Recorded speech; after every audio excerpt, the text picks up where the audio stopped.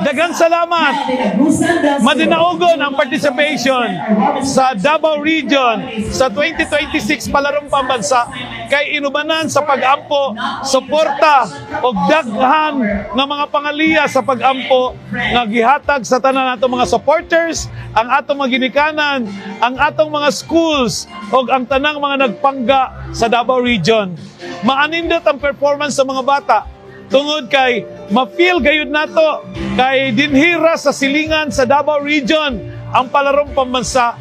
Daghang mga parents ang atong nakitaan nga nag-organize sa ilang kagalingon sa pag-cheer ang tanan natong mga teachers, especially special mention ang taga Davao de Oro nga mga school heads nga ning anhi aron mag-provide og support sa tanan natong mga atleta. Madaogon, malipayon kay kani nagpakita sa madasigon o makusganon natong pagtambayayong basta DepEd 11 kanunay abante.